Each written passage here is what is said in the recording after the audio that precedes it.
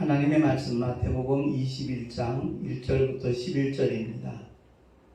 저희가 예루살렘에 가까이 와서 감난산 벳박에 이르렀을 때에 예수께서 두 제자를 보내시며 이르시되 너희 맞은편 마을로 가라. 곧 매인 나귀와 나귀 새끼가 함께 있는 것을 보리니 풀어 내게로 끌고 오너라. 만일 누가 무슨 말을 하거든 주가 쓰시겠다 하라.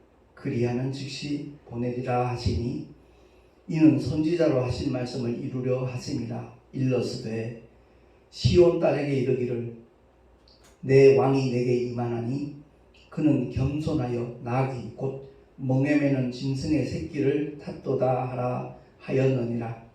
제자들이 가서 예수의 명하신 대로 하여 나귀와 나귀 새끼를 끌고 와서 자기들의 겉옷을 그 위에 얹음에 예수께서 그 위에 타시니 무리의 대부분은 그 겉옷을 길에 펴며 다른 이는 나뭇가지를 베어 길에 펴고 앞에서 가고 뒤에서 따르는 무리가 소리질러 가로되 호산나 다윗의 자손이여 찬송하리로다. 주의 이름으로 오시는 이여 가장 높은 곳에서 호산나 하더라. 예수께서 예루살렘에 들어가시니 온 성이 소동하여 가로되 이는 누구뇨 하거늘 무리가 가로되 갈릴리 나사렛에서 나온 선지자 예수라 하니라. 아멘. 기도하겠습니다. 하나님 아버지, 오늘도 주 앞에 나와 경배와 찬양을 드리며 하나님의 진리의 말씀에 귀를 기울여 들을 수 있는 복된 시간 주심을 감사합니다. 성령 하나님, 우리의 마음을 주장하여 주셔서 진리의 말씀을 들을 때 깨달아 알게 하시고 그대로 실행할 수 있는 능력까지도 주님 공급하여 주시옵소서. 우리 모두가 함께 은혜 받기를 간절히 소망하옵고 우리 구주 예수 그리스도 이름으로 감사하며 기도하옵나이다. 아멘. 완연한 봄입니다. 벚꽃이 만개했고 참 화창한 날인데 오늘 본문에 평강의 왕으로 오신 우리 주님 예수님은 새끼 나귀를 타고 예루살렘으로 들어가셨습니다. 말은 전쟁을 상징하는 동물이지만 주님은 나귀 새끼를 타고 예루살렘에 입성을 하셨습니다. 왜냐하면 선지자로 하신 말씀을 이루기 위함이기도 하고 또한 그 말씀이 성취되도록 하기 위해서 누군가가 예비해 놓은 어린 나귀 새끼를 타시고 예루살렘으로 입성하신 것입니다. 그때 군중들은 대대적으로 환호를 하였습니다. 겉옷을 길 위에 깔고 종려나무가지를 베어서 길에 펴고 소리 지르면서 호산나 찬송하려다 하며 하나님께 영광을 돌렸습니다. 오늘 아침 뉴스 잠깐 보니까 우크라이나의 사태, 그야말로 그 참혹한 광경들이 이렇게 보도가 되고 있는데 러시아군이 이제 철군하고 난 다음에 확인된 상황들이거든요. 그런데 러시아에서는 그것을 갖다가 조작된 것이라고 연출한 것이라고 그렇게 주장을 하고 있다는 그 뉴스를 보면서 경악을 금하기가 힘들었습니다. 그렇습니다.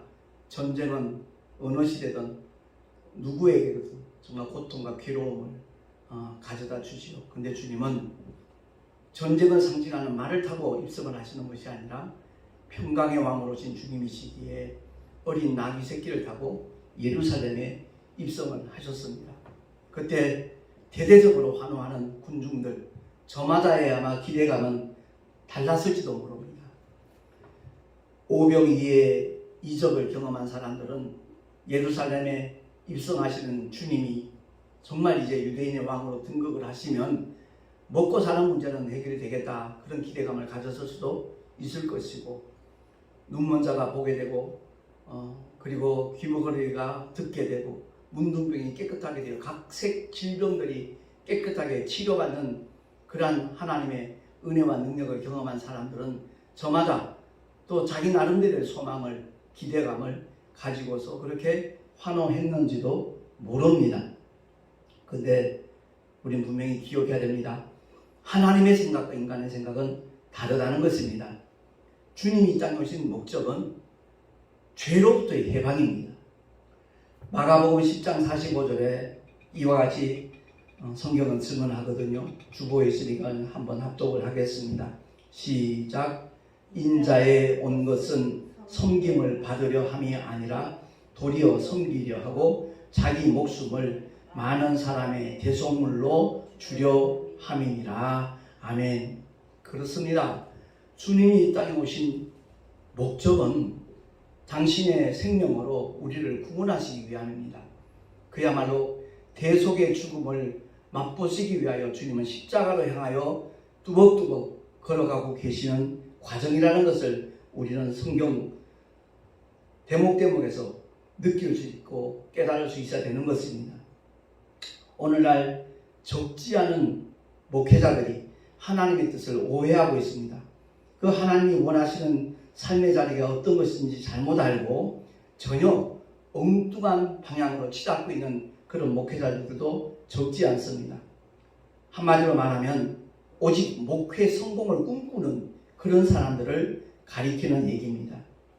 묵묵히 주님을 등에 태우고 걸어갔던 나귀처럼 겸손해야 되는데 군중들이 환호하니까 기고만장해서 만약 그 나귀가 앞다리를 번쩍 들고 날뛰었다면 주님은 낙마를 하셨을 겁니다. 오늘날 그와 같은 현상들이 여기저기서 사실 일어나고 있거든요. 주님은 자기 목숨을 많은 사람의 대속물로 주시기 위해서 섬기기 위하여 오셨건만, 그리고 예수님께서 친히 행하신 세족식 아시잖아요. 제자들의 발을 친히 주님이 씻겨주신 그런 사건이 복음서에 기록이 되어져 있는데, 오늘날 그것이 하나의 어떤 프로그램, 행사 일종으로 이렇게 사용하는, 이용하는 그런 경우도 없지 않아 있습니다.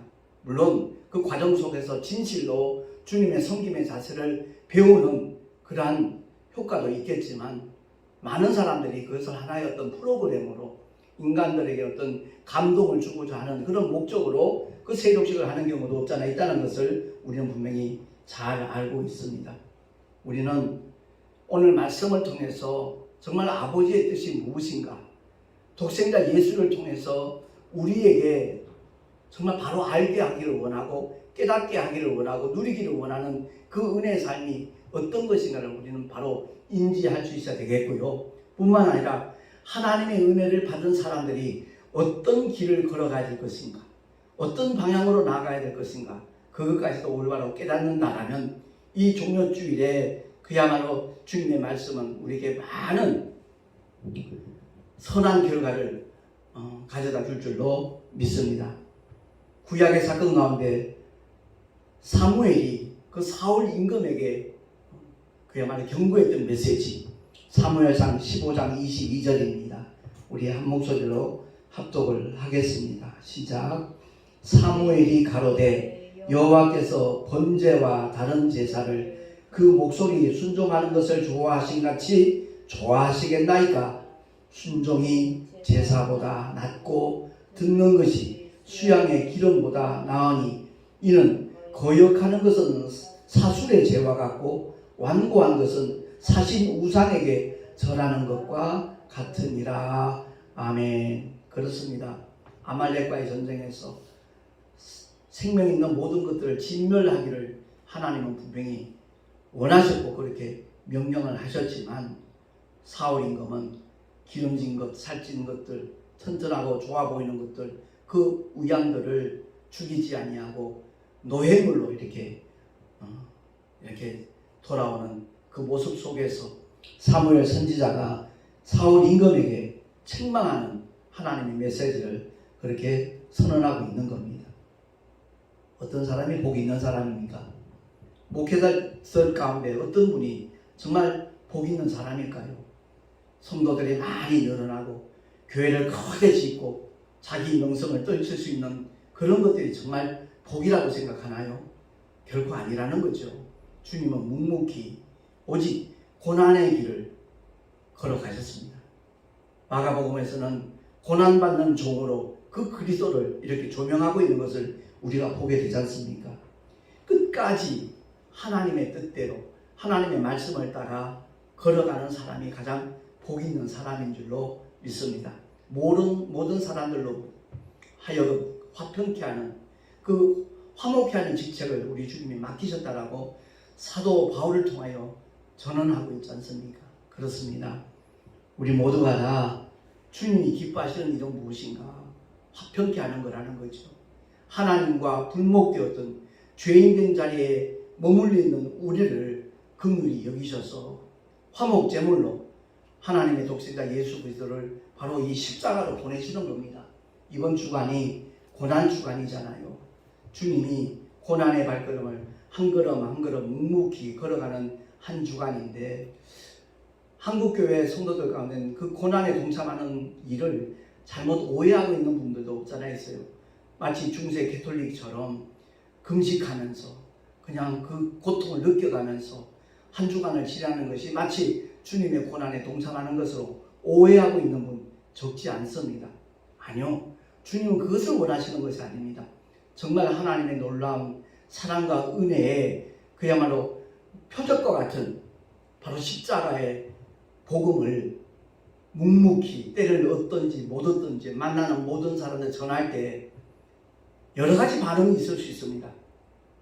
그 전도하는 과정 속에서 어려움을 겪을 수도 있고 조롱받을 수도 있고 비웃음거리가 될 수도 있고 때로는 핍박을 받을 수도 있습니다. 바로 하나님께서 맡겨주신 사명을 감당하는 과정 속에서 겪게 되는 그 고난, 그것이 주님이 기뻐하시는 고난의 현장이지 어떤 인위적으로 중세 개톨릭의 그 신부들처럼 수녀들처럼 자기 종아리에 회초리를 가하면서 고통스러워하면서 그것이 마치 주님의 고난에 동참하는 것이냐, 아니면 그 성전의 계단을 무릎으로 기어 올라가면서 그것이 마치 그리스도 예수의 고난에 참여하는 것이냐 오해하는 그런 일들이 우리 기독교에서 재현되어서는 안 된다는 것입니다. 솔직한 얘기가 아침 금식으로 30일 작정했다 그런 분들이 있잖아요. 그 아침 금식이 무슨 금식이겠어요? 함께 그냥 굶는 것이죠. 주님은 우리에게 금식 기도를 강요하신 적도 없고요. 그야말로 늘 깨어 기도하기를 원하시는 것이고, 사도 바울을 통해서는 성령 안에서 무시로 기도하라 그렇게 말씀하고 있거든요. 그렇습니다. 이번 한 주간 내가 사랑하고 내가 아끼는 이웃들에게, 가족들에게, 친지나 친구들에게 복음을 정말 아름답게 전할 수 있는 그러한 지혜를 하나님 앞에 구하고, 남다른 어떤 특별한 어떤 이벤트를 통해서라도 그들 심령 속에 예수 그리스도의 이름이 각인될 수 있도록, 그들이 자신의 왕으로, 자신의 하나님으로, 자신의 구주로 영접할 수 있도록 하는 일에 정말 최선을 다하는 한 주간이 된다면 그 사람이 바로 주님의 고난에 동참하는 사람인 줄로 믿습니다. 마가복음 8장 34절 35절을 통해서 주님은 분명하게 우리에게 그 길을 제시해 두고 있거든요. 어떤 길이요? 주님을 끝까지 쫓아갈 수 있는, 따라갈 수 있는 비결을 말씀하고 있습니다. 우리 한번 합독하겠습니다. 시작. 아무든지 나를 따라오려거든 자기를 부인하고 자기 십자가를 지고 나를 좇을 것이니라.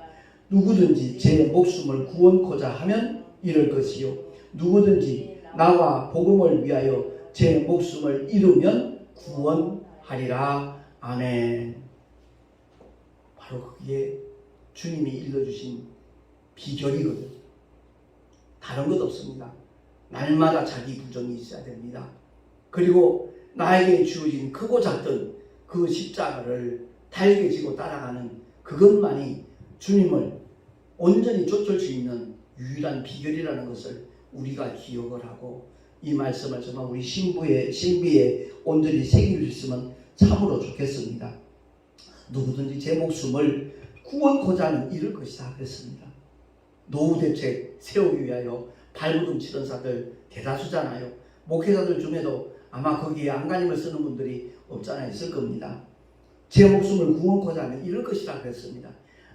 주님이 내 영혼을 취하여 가시는 그 순간까지 오직 주님만을 기대하고 주님만을 바라보고 주님만을 의지하면 결코 주님께서는 그 믿음의 사람을 실망시키지 않으시는 참으로 좋으신 우리의 아버지이신 줄로 믿습니다. 누구든지 나와 복음을 위하여 제 목숨을 잃으면 구원하리라. 이 말씀을 정말 우리는 다시 한번 되새겨 봤으면 좋겠어요. 제가 터키 단기 선교를 갈 때 있었던 그 사건 가운데 그 현장에서 17년 동안 처녀의 몸으로 복음 사역을 감당하던 그 전도사님이 계셔요. 그 전도사님이 강의를 하면서 들려줬던 얘기입니다. 우리나라와 똑같이 그 중동에서 피난 사건이 있었잖아요.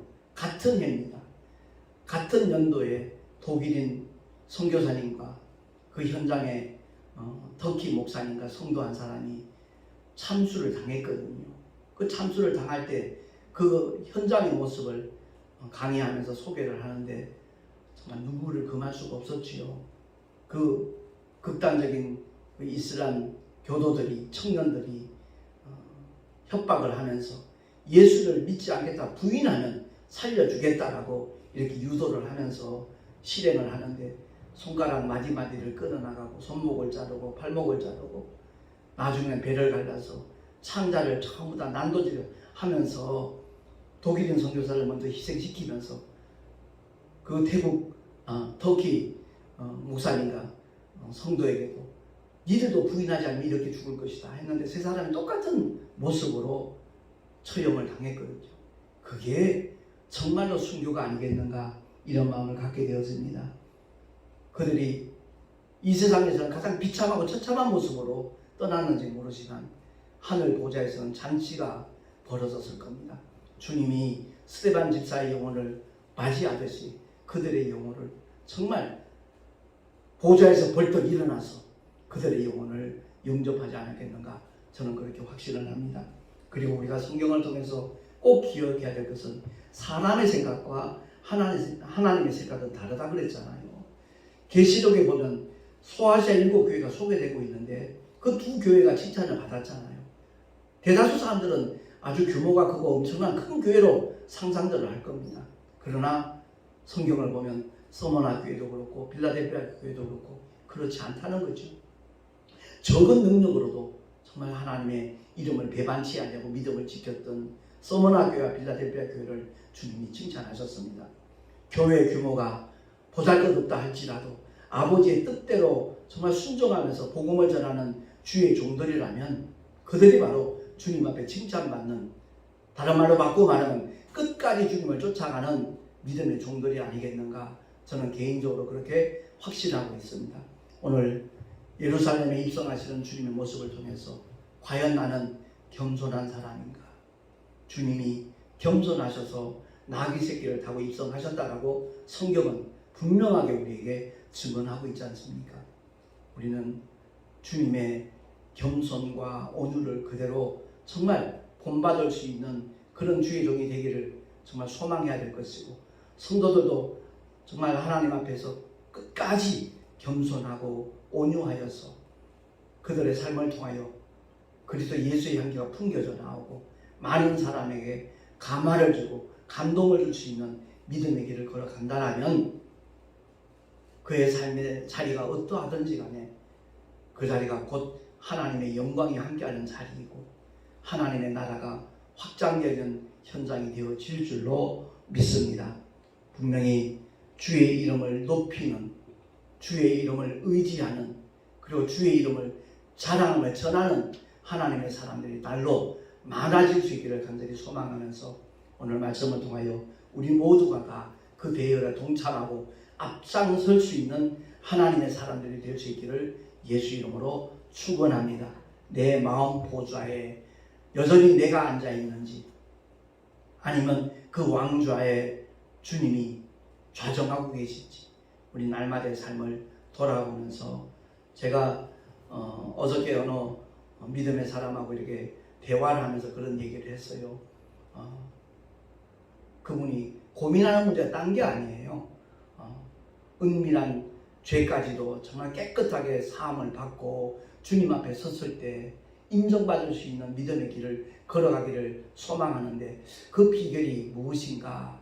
선한목자교회 그 유기성 목사님 같은 경우는 주님을 바라본다고, 주님을 바라보기만 하면 그 어떤 죄의 유혹도 물리칠 수 있고 이길 수 있다라고 그렇게 고백을 하고 있는데 어떻게 하는 것이 정말 비결인지 모르겠다는 고민을 하더라고요. 그래서 제가 그런 답변을 했어요. 집사님은 그런 고민을 한다는 것 자체가 복 있는 성도이라는 증거입니다 라는 말씀을 드리면서, 제 경우에는 옛사람을 십자가에 못 박고 목회가 되었던 신앙생활이 되었던 그 주체가 더 이상 내가 아니라 주님이 되어질 때 성령 하나님이 감동 주시는 대로, 이끄시는 대로 따라가기만 하면 얼마든지 그것이 가능하다라고 말씀을 드렸어요. 도움이 되었는지 모르겠지만 아마 감사하다고 얘기를 하시는 거 보니까 어느 정도 도움이 되었겠죠. 그리고 많은 사람들이 고민하는 것 중에 하나가, 내가 주님 앞에 내 죄를 그리고 내 허물을 토설하고 회개를 했는데 그것이 그날에 혹시 이렇게 흔적이라도 남아있지 않겠는가, 이런 것들로 고민하는 성도들이 의외로 많이 있더라고요. 아닙니다. 주님은 신실하신 하나님, 말씀하신 대로 그대로 이행하시는 분이십니다. 우리가 낱낱이 고백하는 순간, 자백하는 순간 그 죄를 사하실 뿐만 아니라 다시는 기억지도 않으시는 분이 하나님이신 줄로 믿습니다. 그 망각은, 온전한 망각은 하나님의 전유물이라는 표현도 제가 그 집사님에게 드렸거든요. 그렇습니다. 우리 인간은 누군가를 용서한다 해놓고도 그게 잠재되어 있더라고요. 남아있더라고요. 그래서 똑같은 실수를 범하면 또 지난번에 이랬을 때 내가 용서해 줬지 않냐, 근데 또 그러냐, 그 옛날 것을 끄집어내갖고 다시 한번 이렇게 얘기하는 연약함을 보이거든요. 우리 주님은 전능하신 하나님이세요. 빛이 있으라 말씀하시는 순간 빛이 생기지 않으면 어떡할까 염려하시는 분이 아니에요. 말씀하신 대로 그대로 이루어지는 것과 똑같이 우리 죄를 사하시고 다시는 기억지도 아니하신다. 그대로 주님은 기억하시지 않는 줄로 믿습니다. 아무쪼록 우리 모두가 다 예루살렘 입성하시는 우리 주님의 모습을 다시 한번 더듬어 보면서 우리 마음에 그 겸손하신 주님을 왕좌에 모시고 주님이 이끄시는 대로 끝까지 순종하며 기뻐하며 감사하며 또한 찬송하며 따라가는 우리 모두가 될 수 있기를 예수 이름으로 축원합니다. 기도하겠습니다.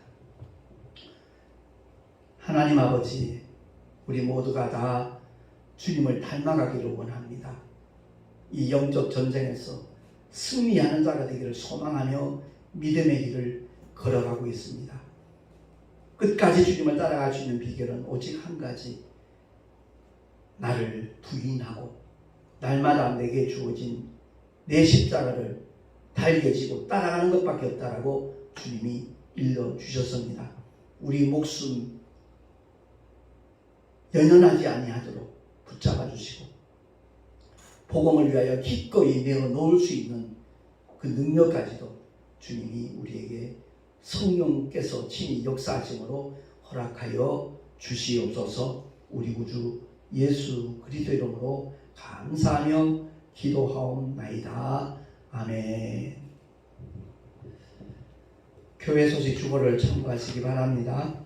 오늘은 종려주일이고 이번 주간은 주님의 고난주간입니다. 그리고 다음 주일은 부활의 첫날 내리신 사망 권세 깨뜨리시고 부활하신 우리 주님의 부활주일입니다. 위에서 기도로 준비하시면 좋겠고요. 가까이 있는 분들에게 계란을 이렇게 숙성해서 이렇게 부활주일 계란을 나눠줄 계획을 갖고 있습니다.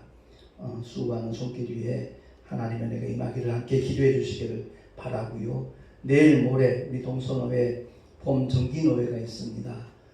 이번에 새로운 또 임원을 선출하는 그러한 노회이기 때문에 함께 위해서 기도해 주시면 참으로 감사하겠습니다.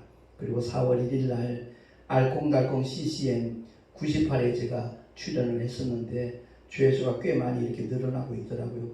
함께 보시면서 그 전도에 관련 어떤 도전을 받았으면 참 좋겠다라는 생각이 듭니다. 드린 예물 위해서 잠시 기도하고 축도로 예배를 마치도록 하겠습니다. 하나님 아버지 은혜를 감사합니다. 주님을 예배하며 11조와 헌물들을 드렸습니다. 주님을 향한 고백입니다. 또한 믿음의 결단입니다. 주님 기쁘시게 흠양하여 주시고 이 예물이 쓰여지는 곳곳마다 주의 영광이 나타나게 하여 주시옵소서. 드린 손길들마다 복되게 하시고 하늘의 상급으로 쌓여지게 하시고 삶의 터전에서 또한 직장이나 일터에서 하나님께서 함께 하시는 축복의 역사가 온전히 경험되게 하여 주시옵소서. 우리 구주 예수 그리스도의 이름으로 감사하며 간절히 축복하며 기도하옵나이다. 아멘. 이제는 우리 구주 예수 그리스도의 크신 은혜와 하나님 아버지의 놀라우신 만극하신 사랑하심과 보혜사 성령 하나님의 내주교통 인도하심과 축복하심이 종려주의를 맞이하여 예루살렘 성에 입성하신 주님을 정말 죽도록 내가 찬양하며 호산나 하나님 앞에 영광 돌리며 살아가리라 결단한 하나님의 사람들 머리 위에 그 가정과 자녀들과 또한 경영하는 모든 일들과 일터 위에 삶의 자리 위에 뿐만 아니라 주께서 피로 갖추고 세우신 주님의 모든 교회들 위에 지금으로부터 영원토록 함께 있을지어다. 아멘.